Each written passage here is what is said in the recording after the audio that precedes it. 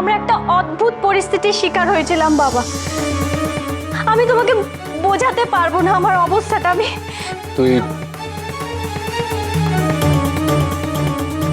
তাহলে এখন কি করবি ভেবেছিস? জানি না, আমি জানি না বাবা। আমার মনে হয় যে আমার এই বাড়ি ছেড়ে চলে যাওয়াই উচিত।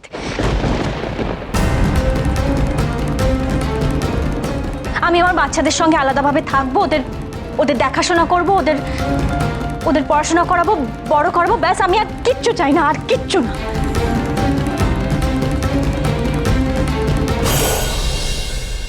আলোমা, দীপ্তর সঙ্গে যখন তোর এনগেজমেন্ট হয়ে গেছে তখন আলাদা থাকার কথা আসছে কেন? দেখ মা, এই পিপুলতলা সকলেই জানে যে তুই দীপ্তকে বিয়ে করছিস। সকলেই জানে যে সৌরভ মিষ্টুর পর। কি জানিস, তোর আর মিষ্টুর দুজনের কারোরই যখন কোনো সমস্যা নেই তখন মিছিমিছি বিয়েটা ভাঙবি কেন? এটা কি করে সম্ভব বাবা? আমি তো বলছি আমার ছেলে মেয়ে আছে।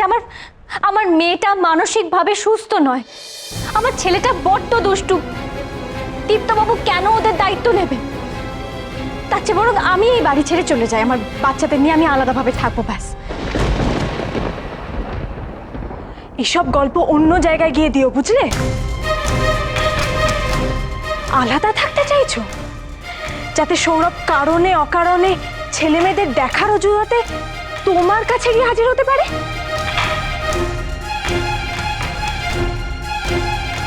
বিয়েটা হলে তো এইসবের সুযোগই হবে না।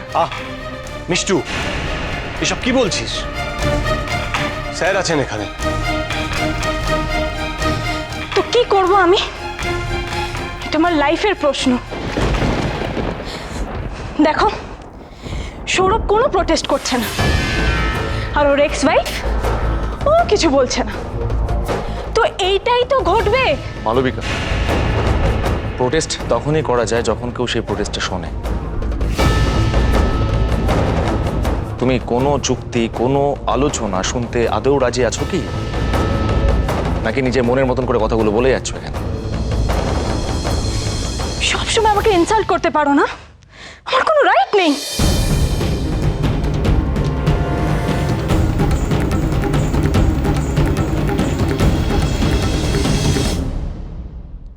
বাবা, আমি তোমাকে কথা দিচ্ছি, আমার জন্য মিষ্টুর সংসার ভাঙবে না। এটা ঠিক যে আমি তো আর ইচ্ছে আর ঋষির বাবাকে বলতে পারি না যে তুমি তোমার সন্তানদের সঙ্গে দেখা করতে পারবে না। এছাড়া আমার সঙ্গে সৌরভের আর কোনো সম্পর্কই থাকবে না, এটা আমি ঠিক করে ফেলেছি।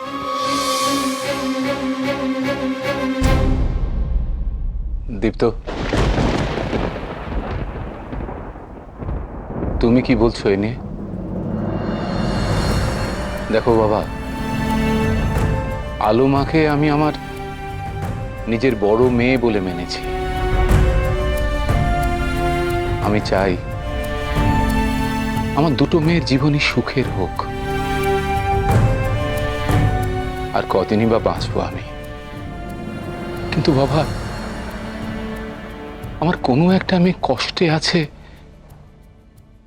এটা জানলে যে আমি মরেও শান্তি পাবো না দীপ্ত, মরেও শান্তি পাবো না। স্যার, আমি আপনার ছাত্র।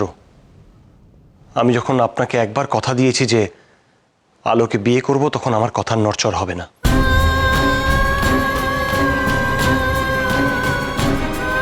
তোমার সন্তানরা আজ থেকে আমারও আলো। তুমি ওদের নিয়ে এসো। কিন্তু স্যার, পরিস্থিতি যেটা সৃষ্টি হয়েছে তাতে আমাদের বিয়েটা যত তাড়াতাড়ি সম্ভব হয়ে যাওয়া ভালো।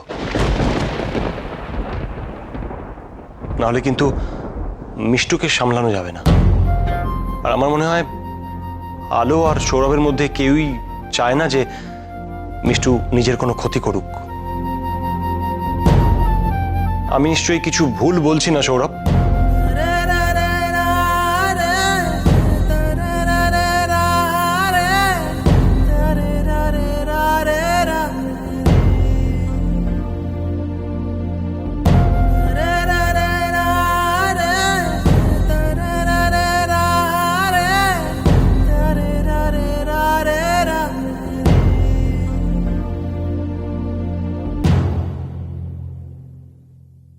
ঠাকুর, আজ থেকে আমার নতুন পরীক্ষা শুরু হলো। ছেলে মেয়েদের দায়িত্ব আমি নিয়েছি। ইচ্ছেকে সুস্থ করে তুলতে হবে আমাকে। একটা সম্পূর্ণ অন্য পরিবেশ, অন্য মানুষ, এর মধ্যেই ইচ্ছে আর ঋষিকে বড় করতে হবে। আমায় শক্তি দাও, তুমি শক্তি দাও আমায়।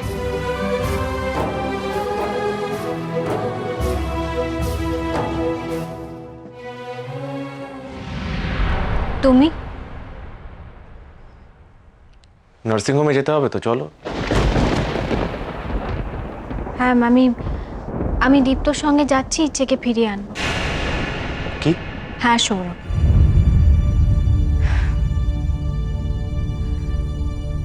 আমরা যত তাড়াতাড়ি বাস্তবের মুখোমুখি হই ততটাই ভালো হয়। এতদিন আমরা দুজনেই বাস্তবকে স্বীকার করতে চাইনি, কিন্তু আর নয়। এবার তো ইচ্ছে আর ঋষি আমার সঙ্গেই থাকবে।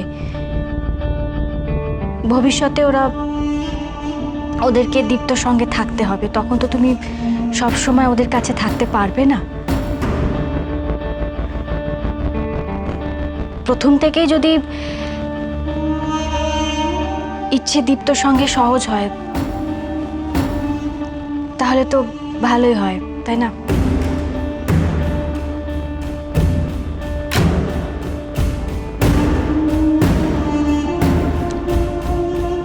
তোমার কি মনে হয় তোমার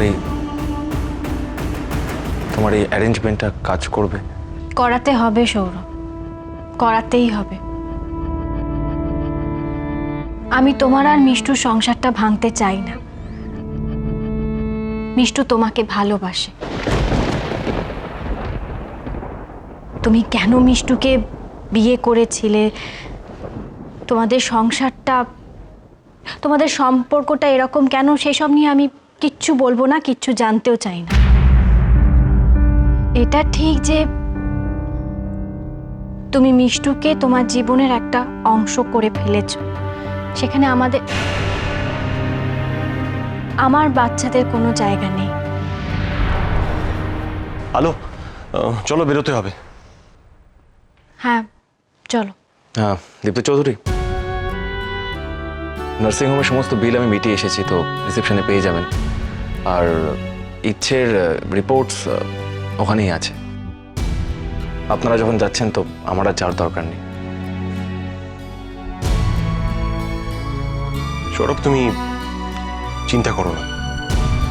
বিশ্বাস করো, আমি তোমার মেয়েকে খুব যত্ন করে নিয়ে আসবো। কোনো অসুবিধা হবে না ওর।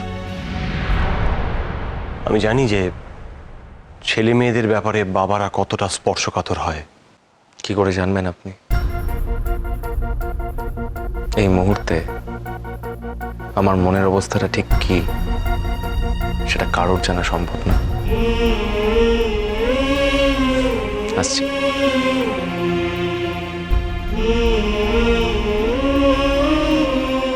চলো, দেরি হয়ে যাচ্ছে। আলো, এতটা আপসেট হয়েও না।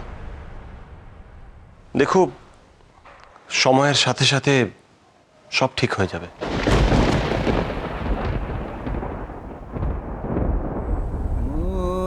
কোনোদিন আমিও তোমাকে আমার জীবনের সব থেকে গোপন কথাটা জানাবো আলো। বুঝবে ছেলে মেয়েদের ব্যাপারে আমিও কতটা সেন্সিটিভ।